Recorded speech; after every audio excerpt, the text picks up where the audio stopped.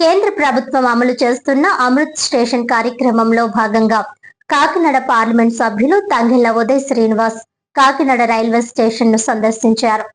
ఈ సందర్భంగా ఆయన మాట్లాడుతూ సుమారు 32,15,00,000 రూపాయలతో కాకినాడ రైల్వే స్టేషన్ ని ఆధునీకరించడం జరిగిందని, అందులో భాగంగా ఏసీ వెయిటింగ్ హాల్ ను, వికలాంగులకు ప్రత్యేక వసతి సౌకర్యం కల్పించడం వంటి ఆధునిక సౌకర్యాలు ఈ వందే భారత్ లో భాగంగా ఆధునీకరించడం జరిగిందని, కార్పొరేట్ స్థాయిలో ప్రతి రైల్వే స్టేషన్ లో ఆధునీకరించి కొత్త హంగులను సమకూర్చడంలో కేంద్ర ప్రభుత్వం ప్రత్యేక శ్రద్ధ తీసుకోవడం జరుగుతుందని అన్నారు. ఈ కార్యక్రమంలో రైల్వే స్టేషన్ ఉన్నతాధికారులు మరియు జనసేన పార్టీ కార్యకర్తలు, నాయకులు పాల్గొన్నారు.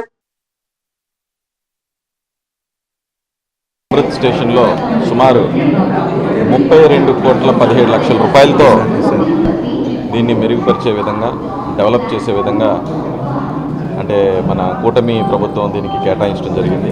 అలాగే ఇచ్చిన వర్క్ని కూడా ఆన్ టైం 100% కంప్లీట్ చేసి కొత్త స్టేషన్కి ప్రారంభానికి రెడీ అయింది. సో వీళ్ళు చేసినవన్నింటినీ కూడా వచ్చి మొత్తం అందరూ ఆఫీసర్స్తో చర్చించడం, దీన్ని ఎలా చేశారని చూడటం కూడా ఇన్స్పెక్షన్ లాగా చేయడం జరిగింది. సో నిజంగా చాలా బాగా వచ్చింది. ఇప్పుడు మీరు చూస్తుంది కూడా చూడచ్చు, ఇదేం ప్రైవేట్ కార్పొరేట్ ఆఫీస్ కాదు. ఇది అంటే మన ప్యాసింజర్స్కి ఏసీ వెయిటింగ్ హాల్, అలాగే ఇక్కడ ఏసీ వెయిటింగ్. ఈ అమృత్ భారత్ స్టేషన్లో 32 కోట్లతో డెవలప్ చేసిన దాంట్లో ఏంటి అంటే ఎంటైర్ ఫకేడ్ని మార్చేశారు. అలాగే బయట రౌండప్ ఏరియాను కూడా చాలా చక్కగా మొత్తం దేశంలో ఉన్న మంచి లీడర్స్ను, నేతలను అందరినీ కూడా, ప్రముఖులందరినీ కూడా వాల్ పేపర్ మీద వేసి ఒక సెల్ఫీ తీసుకునే విధంగా బయట ఏరియానంతా కూడా ఒక ప్రైవేట్ కార్పొరేట్ ఆఫీస్ లాగా దీన్ని తయారు చేయడం జరిగింది.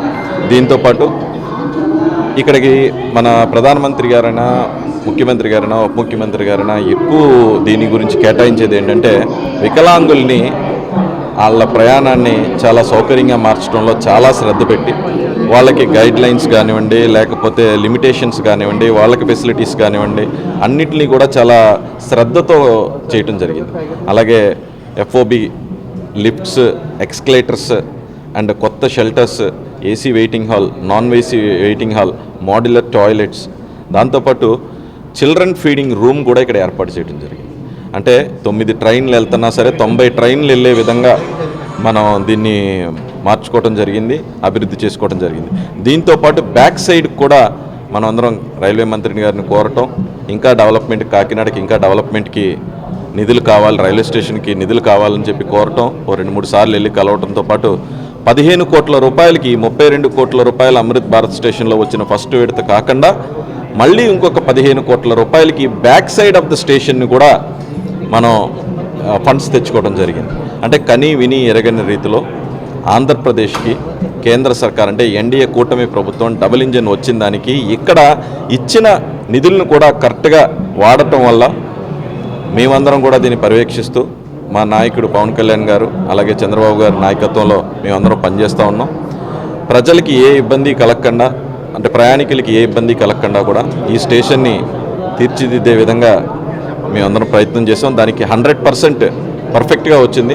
సో త్వరలోనే ఈ వెయిటింగ్ హాల్స్ అండ్ ఈ రిజర్వేషన్ కౌంటర్స్ కానివ్వండి, ఈ చిల్డ్రన్ ఫీడింగ్ రూమ్ కానివ్వండి, అలాగే ఇందులో ఎంత శ్రద్ధ తీసుకున్నారంటే ఆ హైట్లో కూడా వాటర్ ఫెసిలిటీ, అంటే డ్రింకింగ్ వాటర్లో కూడా వికలాంగులకి ఎలా ఏ హైట్లో ఉండాలి, నార్మల్ పీపుల్కి ఏ హైట్లో ఉండాలని చెప్పి అంత శ్రద్ధ తీసుకుని పెన్షన్ ఇవ్వటమే కాకుండా, మన వికలాంగులకి పెన్షన్ పెంచడమే కాకుండా వాళ్ళ ప్రయాణాన్ని కూడా మన సౌకర్యంగా కలిగించే విధంగా ఈ అమృత్ భారత్ స్టేషన్ కాకినాడ అనేది చాలా చక్కగా రూపుదిద్దుకుంది. దీని త్వరలోనే ప్రయాణికులకు అందరికీ అందజేసే విధంగా మన అధినేత పవన్ కళ్యాణ్ గారు, చంద్రబాబు గారు, అలాగే అశ్విని వైష్ణవ్ గారికి కూడా ప్రత్యేక కృతజ్ఞతలు తెలుపుతూ ఇక్కడ రైల్వే సిబ్బందులందరికీ కూడా నా ప్రత్యేక అభినందనలు తెలుపుతున్నాను. ధన్యవాదాలు.